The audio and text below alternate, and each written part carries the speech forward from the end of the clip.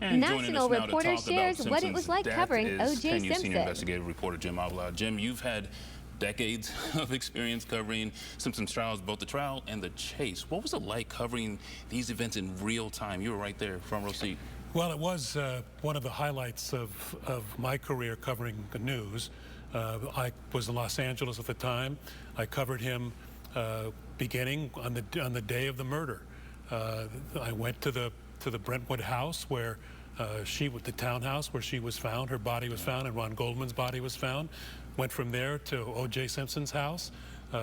Went to the police station on the day of the long chase, and watched as that happened, and reported from the police station, and then covered the trial for it was an 11-month trial, and so this was 2 years of my life watching what happened to this man, and it was it was a cornerstone in many things: journalism, the legal profession, all kinds of things about him. A lot of themes coming together for that trial. It's often called the trial of the century, and you just saw a dichotomy, especially when it came to race in the country. And I mean, I was in elementary school, and I saw it even the kids my age. There was a huge gap between the white population and the black population. As a journalist covering this, what was it like on the front lines there and covering it? And you've seen, especially when that verdict was read and you see the celebration in one community and the just surprise in the other community. Yeah, the split screen was amazing. You would see, in fact, celebrations in the African-American community on the day of the verdict,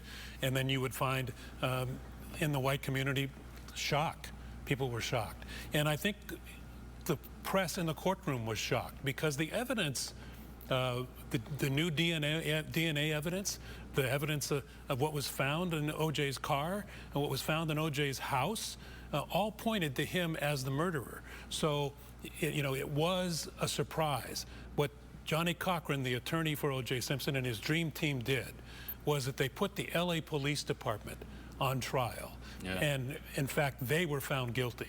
And it was because, you remember, this was mostly an African-American jury, and their experience was different than the white community's experience with the LA police. They knew, or they experienced for years, the police department lying and being brutal to them, and so it wasn't a surprise to them that O.J. Simpson would be found not guilty. And this was one of the first major celebrity stories in the modern day media. How did it change the way news media covered celebrity cases like this? We've seen some after O.J., Michael Jackson comes to mind, but how did that case change the way news media covered celebrities? Remember, Court TV was just starting. CNN was just kind of starting. Those two broadcast this trial every day. Live, and so it was different. There have been other trials since. Casey Anthony comes to mind that have been similar in their grip in the nation, but nothing really comes close. And Michael Jackson, as you mentioned, but I don't think but there were no cameras for Michael Jackson's inside the camera, inside the courtroom. Exactly. So you didn't get the same effect that you had with O.J. Simpson. O.J. Simpson, a man of many legacies, really. Jim Wale there covering a lot of it. Jim, we appreciate your insight.